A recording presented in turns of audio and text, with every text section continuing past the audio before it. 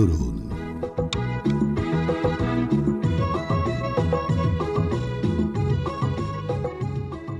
বেতার ম্যাগাজিন।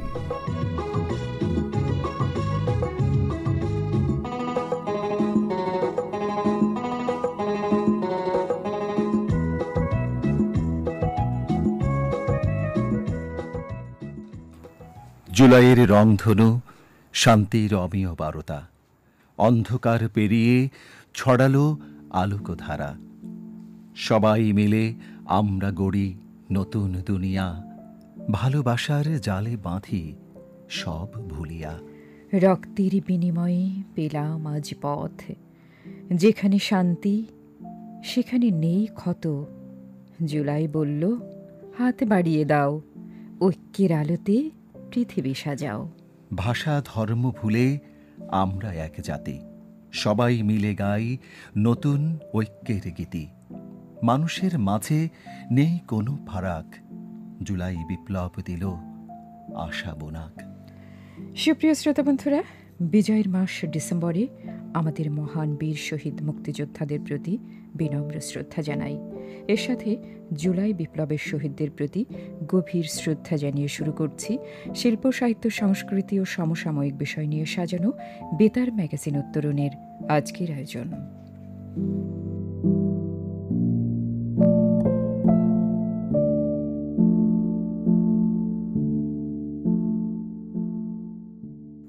সুপ্রিয় শ্রোতা বন্ধুরা, শুনবো এক এক করে সব পরিবেশনা। অনুষ্ঠানের শুরুতেই রয়েছে বিস্ময়কর ও চমকপ্রদ খবরের আয়োজন, বিশ্ববিচিত্রা পর্ব।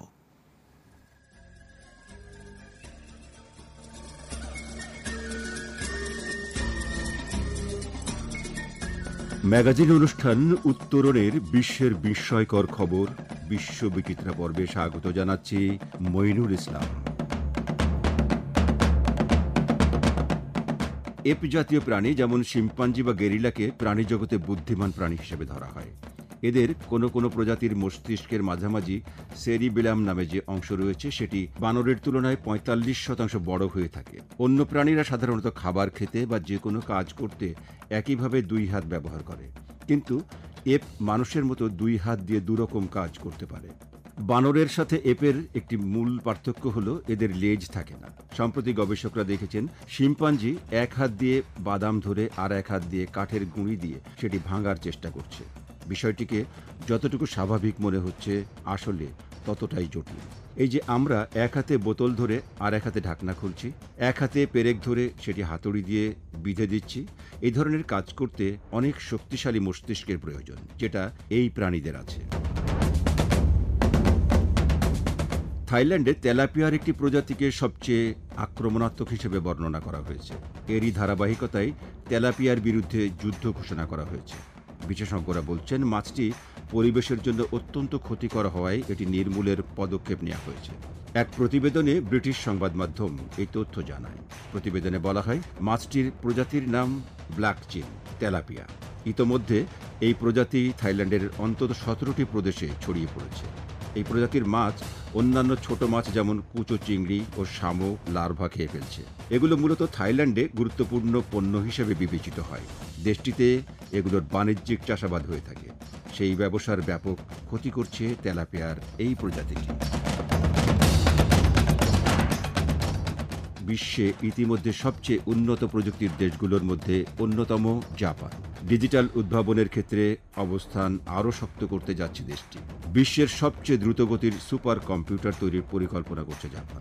বার্তা সংস্থা রয়টার্সের এক প্রতিবেদনে বলা হয়েছে জাপান এমন একটি যন্ত্র তৈরির পরিকল্পনা করছে যা ব্যবহার করে দেশটির বিজ্ঞানীরা চালকবিহীন গাড়ি, রোবট ও ঔষধ শিল্পে আরও উন্নতি করতে পারবে। জাপানের এই সুপার কম্পিউটার সেকেন্ডে 130 কোয়াড্রিলিয়ন হিসাব সম্পন্ন করতে পারবে, অর্থাৎ এর গতি হবে 130 পেটাফ্লপস।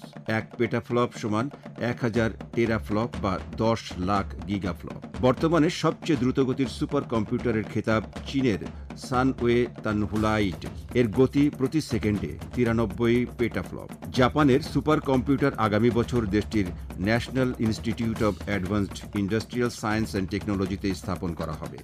গবেষকরা আশা করছেন এই সুপার কম্পিউটার ব্যবহার করে কৃত্রিম বুদ্ধিমত্তার উন্নতি করা যাবে। ম্যাগাজিন অনুষ্ঠান উত্তরণের বিশ্বের বিস্ময়কর খবর বিশ্ববিচিত্রা আজ এ পর্যন্তই।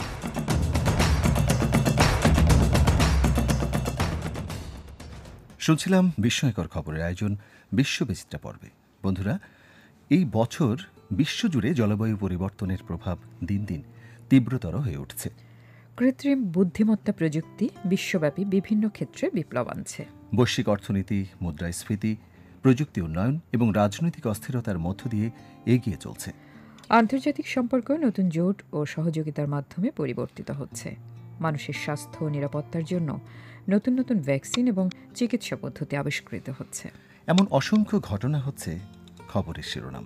জানা অজানা এমন নানা খবর জানাতে আমাদের এবারের আয়োজন চলতি বিশ্ব পর্ব। তথ্য সংকলন ও পর্যালোচনায় রয়েছেন বিশিষ্ট সাংবাদিক মাসুদ করিম, পাঠ করছেন জাহানারা বেগম।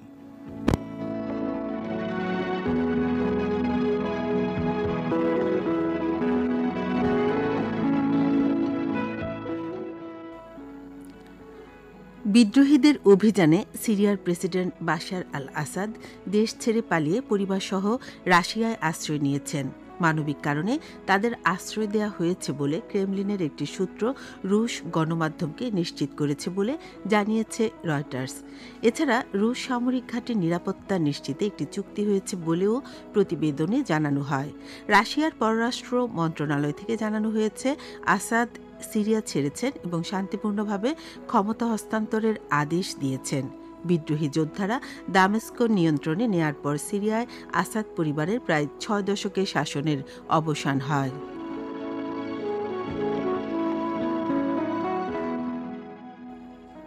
গত 15 বছরে বিদেশে পাচার হওয়া 23,400 কোটি ডলার দেশে ফিরিয়ে আনার উদ্যোগ নিয়েছে সরকার। যুক্তরাষ্ট্রের কেন্দ্রীয় গোয়েন্দা সংস্থা সহ এ বিষয়ে যেসব আন্তর্জাতিক প্রতিষ্ঠান কাজ করে তাদের সঙ্গে বৈঠক অনুষ্ঠিত হবে বাংলাদেশের। প্রধান উপদেষ্টার প্রেস উইং থেকে এই তথ্য জানানো হয়েছে। আওয়ামী লীগ সরকারের আমলে 2009 থেকে 2023 সালের মধ্যে দুর্নীতিগ্রস্ত রাজনীতিবিদ, ব্যবসায়ী, আর্থিক খাতের রাঘব বোয়াল, আমলা ও মধ্যস্বত্বভোগীরা 28 লাখ কোটি টাকা অবৈধভাবে বিদেশে পাচার করেছেন উল্লেখ করে সম্প্রতি শ্বেতপত্র প্রতিবেদন দিয়েছে এ সংক্রান্ত কমিটি। এই হিসাবে প্রতি বছর গড়ে 1,80,000 কোটি টাকা পাচার হয়েছে।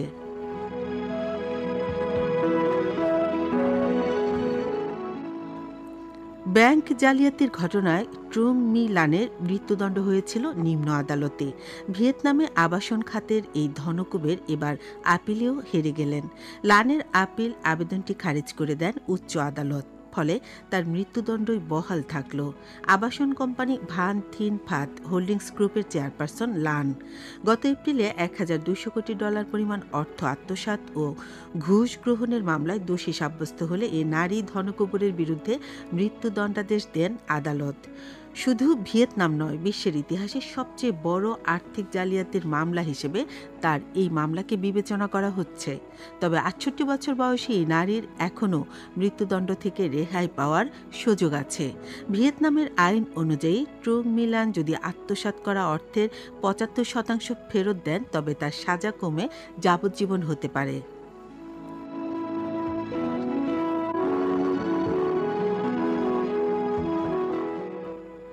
দক্ষিণ কোরিয়ায় নেতৃত্বের সংকট আরও ঘনীভূত হয়েছে। কৌশলীরা জানিয়েছেন, গত সপ্তাহে দেশে সামরিক আইন জারি করাকে কেন্দ্র করে প্রেসিডেন্ট ইউন সুক ইউলের বিরুদ্ধে একটি ফৌজদারি তদন্ত শুরু করতে যাচ্ছেন তারা।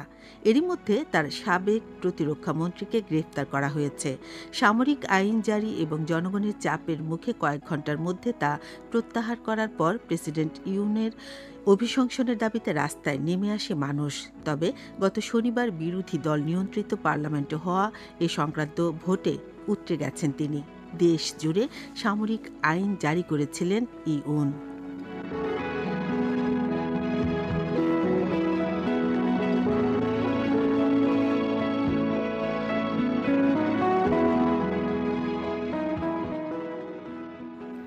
শুনছিলাম চলতি বিশ্বের ঘটে যাওয়া বিভিন্ন ঘটনা আমাদের চলতি বিশ্ব পর্বে।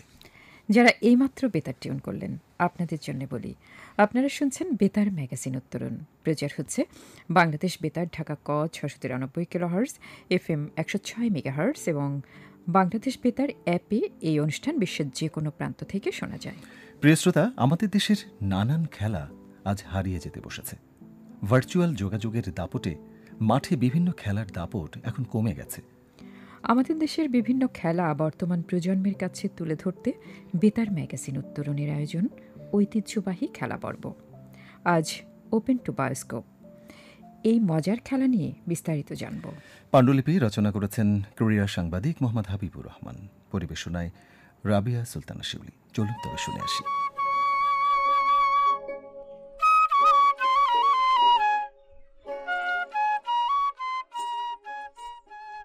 বাংলাদেশের কিছু খেলা একদম হারিয়ে গেছে, কিছু হারিয়ে যেতেও বসেছে, কিছু কিছু খেলা এখনও আছে। ওপেন টু বায়োস্কোপ হারিয়ে যাওয়া একটি খেলা। এক দশক আগেও সারা দেশে ছেলেমেয়েরা এই খেলা খেলত, এখনও খেলে, তবে খুব কম। ওপেন টু বায়োস্কোপ কিন্তু খেলায় দল গঠন করার একটা পদ্ধতি। সেই পদ্ধতিটাও আবার ভারী মজার। খেলায় যেমন ছেলেমেয়েরা আনন্দ পায়, দল গঠন করত তেমনি মজা পায়। পাওয়ারই কথা, এটাও যে একটা খেলা। তার মানে খেলা শুরু করতে হয় আরেকটা খেলা দিয়ে, সেটারই নাম ওপেন টু বায়োস্কোপ। কেন খেলা শুরু করার আগে এই খেলা খেলতে হয়? আগেই বলা হয়েছে দল গঠন করার জন্য। সেটা কেমন একটু জেনে নেওয়া যাক। ধরা যাক 10 জন ছেলে মেয়ে মাঠে গেছে খেলতে। দাঁড়িয়া বান্ধা খেলবে তারা। এক দলে তো আর সবাই খেলতে পারে না। খেলার জন্য দরকার দুটো দল। 5 জন 5 জন ভাগ করে দুটো দল তৈরি করা যায়। কিন্তু সবাই তো সমান দক্ষ নয়। কেউ হয়তো ভালো খেলে, কেউ খুব খারাপ, আবার কেউ মোটামুটি খেলা পারে। সমঝোতা করে ভালো মন্দ মিশিয়ে দুটো দল তৈরি করা যায়। কিন্তু ছোটরা অত সমঝোতার ধার ধারবে না। একজন হয়তো খুব ভালো খেলে, তার আরেক বন্ধু খুব ভালো খেলে, দুজনেই খুব ভালো। তাই দুজনে একদলে খেলতে চায়। তাদের আরেক বন্ধু খুব ভালো খেলে, সেও হয়তো ওই দুজনের দলে খেলতে চাইবে। তখন বাধে বিপত্তি। এক দলের বেশিরভাগ খেলোয়াড়ই যদি ভালো হয়, অন্য দলের বেশিরভাগই যদি খারাপ হয়, তাহলে খেলা কি জমে? এমন হলে ভালো দলই শুধু জিতবে, খারাপটা হারবে। এটা কেমন হয়? খেলার মজা থাকে? এই সমস্যা যাতে না হয় সেজন্য ভাগাভাগির দরকার। কিন্তু সেই ভাগটা হওয়া চাই নিরপেক্ষ। এজন্য চাই নিরপেক্ষ একটা পদ্ধতি। সেটাই হলো ওপেন টু বায়োস্কোপ। এই খেলায় আগে 2 জন সেরা খেলোয়াড় বাছাই করা হয়। এদেরকে বলে রাজা। ফুটবল ক্রিকেটে যেমন অধিনায়ক থাকে, গ্রামীণ এসব খেলায়ও থাকে রাজা। 2 রাজা প্রথমে মুখোমুখি দাঁড়ায়, 2 হাত উঁচু করে তোরণ তৈরি করে। বাকি খেলোয়াড়রা লাইন দিয়ে দাঁড়ায়। তারপর পরস্পরের কাঁধে হাত রেখে রেল গাড়ির একটা সারি তৈরি করে। তারপর সেই রেল গাড়ি তরুণের ভেতর দিয়ে পার হয়। তরুণের ভেতর দিয়ে যাওয়ার সময় ছেলে মেয়ে একযোগে একটা ছড়া কাটে ওরা। সেটা হলো ওপেন টু বায়োস্কোপ 9-10 23 কূপ সুলতানা বিবিয়ানা সাহেব বাবুর বৈঠকখানা। সাহেব বলেছে যে এতে পানের খিলি খেতে, পানেতে মৌরি বাটা স্প্রিং এর চাবিয়াটা, যার নাম মণিমালা তারে দেব মুক্তার মালা। মুক্তার মালা বলার সাথে সাথে ছড়া শেষ হয়ে যায়। ছড়া শেষের মুহূর্তে যে খেলোয়াড় তরুণীর ভেতর আটকা পড়ে, তাকে 2 রাজা গলায় মালা দেওয়ার মতো করে বন্দি করে। আগেই ঠিক করা থাকে যে খেলোয়াড় প্রথম ধরা পড়বে সে কোন রাজার দলে খেলবে। এভাবে প্রথম খেলোয়াড়ের দল নির্বাচন হয়ে গেলে তাকে বাদ দিয়ে আবার শুরু হয় রেলগাড়ি চলা। সাথে ছড়া তো আছেই। দ্বিতীয়বারে যে ধরা পড়ে সে দ্বিতীয় রাজার দলে খেলে। এভাবে একজন করে নিজ দলে ভেড়ায় রাজারা। দল নির্বাচন হলে শুরু হয় অন্য খেলা।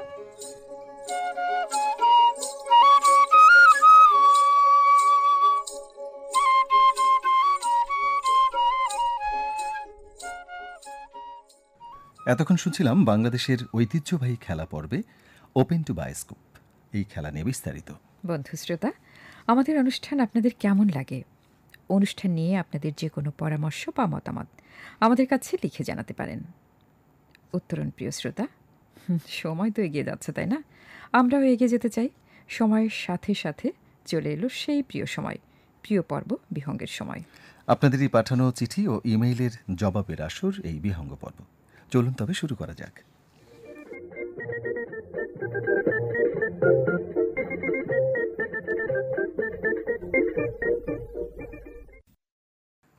অনেক চিঠি, আগে চিঠিকে সঙ্গী করে নিতে চাই। প্রথম যে চিঠিটি নিয়েছি লিখেছেন মোহাম্মদ ওয়াসিউর রহমান মিন্টু, বেলকুচি গাবগাছি চন্দনগাতি বেলকুচি সিরাজগঞ্জ থেকে বন্ধু আমাদেরকে পাঠিয়েছেন। বলছেন 18ই নভেম্বর তারিখের নন্দিতজন পর্বে আনন্দ আড্ডা, পুলিশ ও নাগরিক সেবা আর বিশ্ব বিচিত্রা অনেক ভালো লেগেছে। তবে নন্দিতজন পর্বে জেমসের সাক্ষাৎকার শুনতে চাই। উত্তরণে শফিকুল ইসলাম বাহার এবং সুরাইয়া সুলতানা মনিরা খুবই সুন্দরভাবে উপস্থাপনা করে এবং এই দুজনকে চিঠিপত্রের উত্তর দিতে বলছি বরাবরই। হ্যাঁ, মানে দুজনের একজনকে আমি পেয়েছি, ধন্য হলাম। বন্ধু লিখেছেন, এমনি করেই আমরা চাই যে বন্ধু আমাদেরকে কি বলে এক ধরনের অনুপ্রেরণা দেয়া। হ্যাঁ, একটি পর্ব কিন্তু রয়েছেও যে শ্রোতাদের লেখা, যে আপনার লেখা পর্ব সেখানে, এবং জেমসের সাক্ষাৎকার শুনতে চেয়েছেন। আমরা কর্তৃপক্ষকে জানিয়ে দিলাম কোনো এক সময় হয়তো জেমসের সাক্ষাৎকার আমরা প্রচার করতে পারবো। আরও একটি লেখা ওয়াসিউর রহমান মিন্টুর, বলেছে শুভেচ্ছা আর ভালোবাসা পাঠালাম। 1 ডিসেম্বর উত্তরণের জন্মবার্ষিকী অনুষ্ঠান খুবই সুন্দর হয়েছে। বিশেষ করে শ্রোতাদের শুভেচ্ছা বাণীগুলো অত্যন্ত মনোরম এবং মনোমুগ্ধকর ছিল। আর কর্মকর্তা, উপস্থাপক সহ সবার কথাগুলো ভালো লাগলো। দিন মাস বছর পেরিয়ে যুগ যুগান্তর উত্তরণ শ্রোতাদের হৃদয়ে বসবাস করুক, এমন শুভকামনা রইল। ভীষণ ভালো লাগলো আমাদেরও। মোহাম্মদ আরমান মোল্লা বন্ধু আমাদের সাথে পাঁচগাঁও চরপাড়া 2500 নারায়ণগঞ্জ থেকে লিখেছেন। চমৎকার করে হাতের লেখা। বন্ধু বলছেন, বেতার ম্যাগাজিন উত্তরণ 17ই নভেম্বর উত্তরণের বিহঙ্গ পর্বের সবাইকে জানাই আবার রাতের তারার শুভেচ্ছা। বাহ, চমৎকার। প্রিয় উত্তরণের অবাক করা বিশ্ববিচিত্রা, জানা অজানা তথ্য আমাদের জীবনে বাড়তি জ্ঞানের ভাণ্ডার। জীবন ও প্রকৃতি পর্বে পুঠিয়ার রাজবাড়ি জমিদার বাড়ির অজানা তথ্য জানতে পেরে খুব ভালো লেগেছে, এটি জানিয়েছেন। জীবন ও প্রকৃতি পর্বে উপস্থাপনায় আবার কানিস কুলসুম আপুকে চাই। স্মৃতি অমলিন পর্বে কণ্ঠশিল্পী নার্গিস পারভিনের মনে আমার এ কোন ভাবনা গানটি ছিল অসাধারণ। নন্দিতজন পর্বে টিভি নাট্য অভিনেতা আমিরুল হকের সাক্ষাৎকার শুনতে চাই। অনুরোধগুলো আমরা রাখছি এবং একদম বিস্তারিত লিখে দিয়েছে, কিন্তু ভীষণ ভালো লাগলো যে খুবই মনোযোগী শ্রোতা আমাদের। মনসুর আলী সমাধান ভবন, উপজেলা সড়ক, কেশবপুর, যশোর থেকে লিখেছেন। বলেছেন যে উত্তরণ থেকে যশোরের ঐতিহ্য খেজুরের রসের ওপর একটা প্রতিবেদন প্রচারের জন্য আবেদন জানাচ্ছি। আপনার লেখা পর্বটি বর্তমানে খুব ভালো লাগছে, কারণ লেখকদের মূল্যায়ন করা হচ্ছে। অনেক ধন্যবাদ। আমরা সেটাই করতে চাই সবসময়। শিকদার ইসাহাক আলীর 2টি চিঠি আমরা পেয়েছি, আড়াই সিধা, আশুগঞ্জ, ব্রাহ্মণবাড়িয়া থেকে। প্রথমে চিঠিতে বন্ধু লিখছেন, বিহঙ্গ উত্তরণ ম্যাগাজিন প্রিয় ভাই এবং আপু, সালাম ও শুভেচ্ছা নেবেন। উত্তরণের যে পর্বটি শ্রোতা মনে ঝড় তুলেছে তার নাম বিশ্ববিচিত্রা। এই পর্বটি যতই শুনি ততই যেন বিস্ময় সৃষ্টি করে। অনেক ভালো লাগলো, বন্ধুর ভালো লাগছে জেনে। তবে বন্ধু একটি পরামর্শ দিয়েছেন যে মিউজিকটি ব্যবহার করা হচ্ছে সেটি পরিবর্তন করে অন্য কোনো মিউজিক দেওয়ার জন্য পরামর্শ দিয়েছেন। 5টি করে বিশ্ববিচিত্রা সংবাদ শুনতে চাই। আচ্ছা আচ্ছা, আরো একটি চিঠি আছে। সেই চিঠিতে বন্ধু বলছেন যে 1 ডিসেম্বর তারিখে উত্তরণ ম্যাগাজিনের শুভ জন্মদিন। এই উপলক্ষে উত্তরণের সকল শ্রোতা, উপস্থাপক, উপস্থাপিকা আর সংশ্লিষ্ট কর্তৃপক্ষকে শুভেচ্ছা জানাচ্ছি। আপনার লেখা পর্বকে আরও প্রাণবন্ত শ্রোতানন্দিত করার জন্য প্রতি মাসে একজন পুরুষ ও একজন নারী লেখককে শ্রেষ্ঠ করে পুরস্কার দেওয়ার রীতি প্রবর্তন করবেন। বিষয়টি ভেবে দেখবেন। ভাবনার জন্য ভাবনার মানুষদের কাছে আমরা পৌঁছে দিলাম। পরামর্শের জন্য ধন্যবাদ। এবারে নুরুল ইসলাম নির্জনের লেখা, ইমামগঞ্জ চার ফ্যাশন ভোলা থেকে লিখেছেন। তার লেখার মধ্যে একটা আর্ট আছে, তুমি দেখতে পাচ্ছ, খুব চমৎকার করে লেখা। বলেছে, সুপ্রিয় কামিনী ফুলের শুভেচ্ছা রইল। প্রিয় উত্তরণ শুনছি নিয়মিত। বিশ্ববিচিত্রা পর্বটি খুবই ভালো লাগে, যেখানে শোনা যায় বিশ্বের বিভিন্ন স্থানে ঘটে যাওয়া জানা অজানা তথ্য। নন্দিত জন পর্বে সঙ্গীতশিল্পী বেবি নাসনিনের সাক্ষাৎকার শুনতে চাই। সে সাথে উপজেলা পরিচিতি নিয়ে কোনো পর্ব চালু করা যায় কিনা ভেবে দেখবেন। এমনি করে আপনিও কিছু পরামর্শ রেখেছেন। তাসলিমা খানম সুমি, আমরা এর সাথে এই চিঠির সাথে আজকে চিঠি যেগুলি ছিল সেগুলি পড়লাম, শেষ করলাম। আচ্ছা, ইমেলে আমরা ঢুকছি। তাসলিমা খানম সুমি আমাদের সাথে যোগ দিয়েছেন ঘোড়াদাইড, সুলতান শাহী, গোপালগঞ্জ থেকে। বলছেন যে সবাইকে মহান বিজয় দিবসের অগ্রিম শুভেচ্ছা জানাচ্ছি। 10 ডিসেম্বর প্রচারিত অনুষ্ঠানে ব্রাজিলের ডাক্তার, ফুটবলার, রাজনৈতিক সক্রেটিসের জীবনের গল্প শুনে ভীষণ ভালো লেগেছে। ক্লাসিক সিনেমা পর্বে 1960 সালে মুক্তিপ্রাপ্ত ভারত পাকিস্তান বিভাজনের প্রেক্ষাপটে নির্মিত বাংলা চলচ্চিত্র মেঘে ঢাকা তারা এর সংক্ষিপ্ত পর্যালোচনা শুনলাম। ঋত্বিক ঘটক পরিচালিত ব্যবসা সফল চলচ্চিত্র সম্পর্কে জানানোর জন্য ধন্যবাদ। সবশেষে পল্লী গীতিটি ছিল ভীষণ উপভোগ্য। অনুষ্ঠান সংশ্লিষ্টদের ধন্যবাদ জানাচ্ছি। আপনাকে অসংখ্য ধন্যবাদ তাসলিমা খানম সুমি। এরপরের লেখা মোহাম্মদ সোহেল রানার সোনালী আলো বেতার শ্রোতা ক্লাবের সভাপতি বাগদহ মুন্সিপাড়া দেবীগঞ্জ পঞ্চগড় থেকে লিখেছেন। বলেছেন, তুমি উত্তরণ, বিহঙ্গ আমার প্রাণের স্পন্দন। লিখে থাকি আমি প্রতি সপ্তাহে। ভালোবেসে লাগে আমার অন্যরকম। পর্বটি লাগে ভালো আগামীতে, আচ্ছা লাগে ভালো এ পর্যন্ত শেষ। এরপরে বলেছেন, আগামীতে নায়ক রুবেলের সাক্ষাৎকার শুনতে চাই, বিশ্ববিচিত্রায় শুনতে চাই পঞ্চগড়ের কিছু কথা। এই যে এত চমৎকার করে বন্ধুরা বলেন না, মানে দায়বোধটা না অনেক বেড়ে যায়। সত্যি অসংখ্য ধন্যবাদ যারা আমাদের সাথে এমনি করে থাকেন সবসময়। যারা শুনছেন তাদেরকেও আমরা চাই চিঠি ইমেইলে। মোহাম্মদ আলমাস আলী সূর্য তরুণ বেতার শ্রোতা সংঘের সভাপতি, গাবগাছি, চন্দনগাতি, বেলগুচি, সিরাজগঞ্জ থেকে ইমেল করেছেন। বলছেন, শীতের রাতের শুভেচ্ছা রইল। ঢাকা বেতারের জনপ্রিয় অনুষ্ঠান উত্তরণের আমি একজন নিয়মিত ভক্ত শ্রোতা। কোনো সমস্যা না হলে উত্তরণ শুনতে একদিনও মিস করি না। গত 9 ডিসেম্বর প্রচারিত উত্তরণের সকল পর্ব আমার নিকট খুব ভালো লেগেছে। বিশেষ করে বিশ্ববিচিত্রা পর্বটি দুজনের মিলিত কণ্ঠে অসাধারণ ছিল। আমার আরও একটি প্রিয় পর্ব হলো বিশ্ব ঐতিহ্য। এই পর্বে নরওয়ের বিখ্যাত ট্রামস শহর নিয়ে নিবন্ধ আমার নিকট বেশি ভালো লেগেছে। এছাড়া নন্দিতজন পর্বে গুণী অভিনেত্রী দিলারা জামান এবং স্মৃতি অমলিন পর্বে বেগম রোকেয়া সাখাওয়াতের জীবনী শুনে খুব ভালো লাগলো। এক কথায় সেদিনের উত্তরণ ছিল ভালো লাগায় ভরপুর। আগামীতে আমি বিশ্ব ঐতিহ্য পর্বে পৃথিবীর ফুসফুস নামে খ্যাত আমাজন জঙ্গল নিয়ে বিস্তারিত শুনতে চাই। অনেক ধন্যবাদ।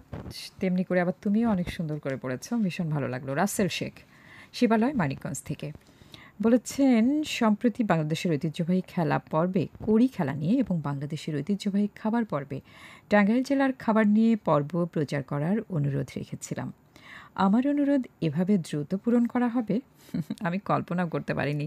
যাই হোক, উত্তরণ কর্তৃপক্ষকে অসংখ্য ধন্যবাদ আমার অনুরোধ রাখবার জন্য। আমারও ভালো লাগলো এমন চমৎকার। আমরা কিন্তু বারবারই বলি যে বন্ধু, যারা শ্রোতা আমাদের, তাদের পরামর্শ অনুযায়ী তাদের চাওয়া পাওয়াগুলোকেই আমরা একত্রিত করতে চাই আমাদের উত্তরণ আয়োজনে। এমনি করে বন্ধুরা আমাদের পরামর্শ দিবেন, লিখবেন।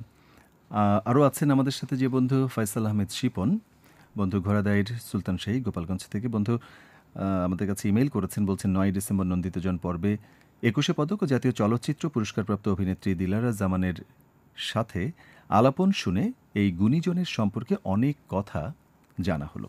এই পর্বে অভিনেতা আফজাল হোসেনের সাক্ষাৎকার শুনতে চাই। স্মৃতি অমলিন পর্বে এই উপমহাদেশের নারী মুক্তির স্বপ্নদ্রষ্টাদের অন্যতম বেগম রোকেয়া সম্পর্কে অনেক অজানা তথ্য জেনেছি। বেগম রোকেয়ার অবদান চিরকাল স্মরণীয় থাকবে, কারণ তিনি নারী সমাজের উন্নয়নে যে আলোকবর্তিকা প্রজ্বলিত করেছেন তা আজও আমাদের পথপ্রদর্শক। নারী জাগরণের এই পথিকৃতের জন্ম মৃত্যুবার্ষিকীতে জানাই বিনম্র শ্রদ্ধা। বিশ্ব ঐতিহ্য পর্বে প্রিয় আব্দুল হক স্যারের উচ্চারণে উত্তর নরওয়ের সবচেয়ে বড় শহর ট্রামস শহরের তার ভ্রমণ অভিজ্ঞতা জেনেছি। স্যারের চমৎকার উপস্থাপনায় মনে হয়েছে আমিও স্যারের সফর সঙ্গী হয়েছিলাম। অসাধারণ ভ্রমণ অভিজ্ঞতা শেয়ার করার জন্য স্যারকে ধন্যবাদ জানাচ্ছি। আপনাকে অসংখ্য ধন্যবাদ ফয়সাল, এমনি করে আমাদের সাথে থাকবে, লিখবেন। ধন্যবাদ সেই সাথে আর যারা লিখলেন সবাইকে। প্রিয় শ্রোতা বন্ধু, বিহঙ্গ পর্বে আপনাদের লেখা নানা চিঠি ও ইমেইলের জবাব শুনছিলাম। নিশ্চয়ই খুশি খুশি লাগছে যাদের চিঠি বা ইমেইলের জবাব দেওয়া হলো। এমনি করেই আপনাদের কাছ থেকে আমরা সব সময় লেখা চাই, আমরা পড়ে দেব আর উত্তরও কিন্তু দিয়ে দিব। যারা চিঠি লিখতে চান লিখুন এই ঠিকানায়। বেতার ম্যাগাজিন উত্তরণ, প্রযত্নে পরিচালক বাংলাদেশ বেতার সৈয়দ মাহবুব মোর্শেদ সরণি, শেরে বাংলানগর, ঢাকা 1207। আর ইমেইল ঠিকানা uttaronbb@gmail.com, অর্থাৎ উত্তরণ bb@gmail.com। অনুষ্ঠান শেষ করব, তবে সব শেষে গান শুনব। হ্যাঁ, রবীন্দ্রসঙ্গীত আমাদের সব শেষ পরিবেশনা। গেয়েছেন সাদি মোহাম্মদ।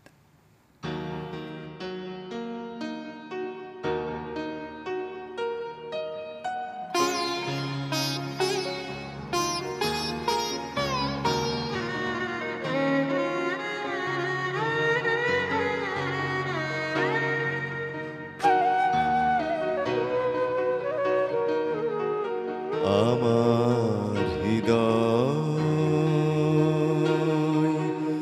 তোমার আপন হাতের দুলে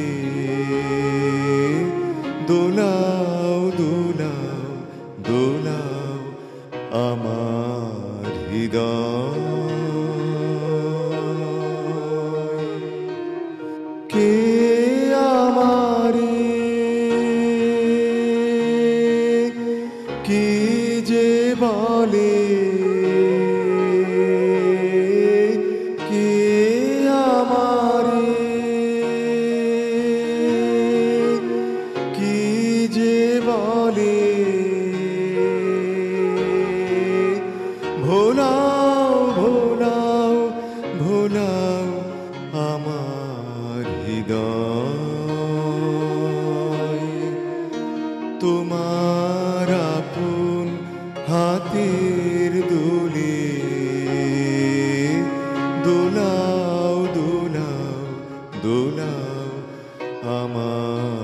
হৃদয়।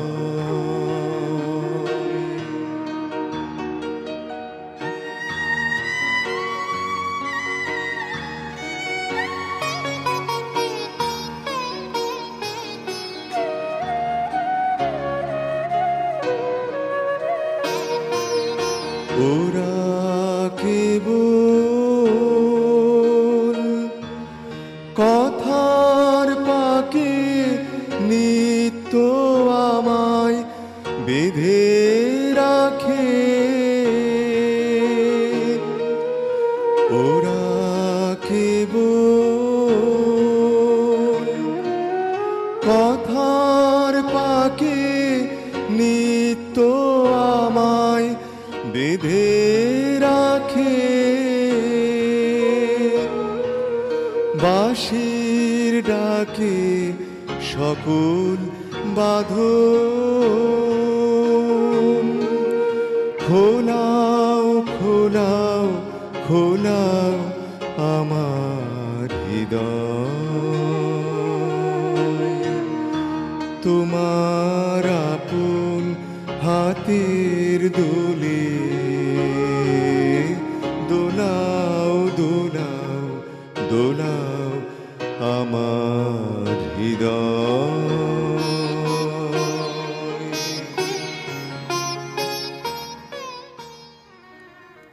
এতক্ষণ শুনছিলাম রবীন্দ্রসঙ্গীত। আমার হৃদয় তোমার আপন হাতের দোলে দোলাও, কে আমারে কি যে বলে ভোলাও ভোলাও। এই গান রবীন্দ্রনাথ ঠাকুরের এক অপূর্ব সঙ্গীত, যা গীতবিতান সংকলনের একটি গান। এই গান প্রেম ও আত্মসমর্পণের গভীর অনুভূতি প্রকাশ করেছে। গানটিতে প্রেমিক বা ভক্ত তার প্রিয়জন বা ঈশ্বরের প্রতি নিজের পুরো সত্তা সমর্পণ করছে।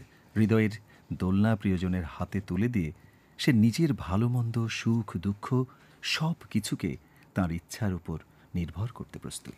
থাকুক সুখ, আসুক শান্তি, বাসুক ভালো সবাই, এমন শুভকামনায় জানাবো আজকের অনুষ্ঠান নির্মাণ কুশীলবদের কথা। গ্রন্থনায় ছিলেন মোহাম্মদ জোবায়েদ হোসেন পলাশ, উপস্থাপনায় ছিলাম আমি সুরাইয়া সুলতানা মনিরা এবং আমি মোহাম্মদ জোবায়েদ হোসেন পলাশ। সম্পাদনায় মোহাম্মদ নিজামুদ্দিন, প্রযোজনা সহযোগিতায় মাহমুদ রেজা, প্রকৌশল দায়িত্বে ছিলেন মোহাম্মদ রফিকুল ইসলাম, নির্দেশনায় প্রেম গোপাল হালদার, তত্ত্বাবধানে সৈয়দ রাজু আহমেদ এবং উত্তরণ প্রযোজনা করলেন ইশরাত শারমিন। সবার জন্য শুভকামনা আর আগামীকালের উত্তরণ শোনার আমন্ত্রণ। শুভরাত্রি। শুভরাত্রি।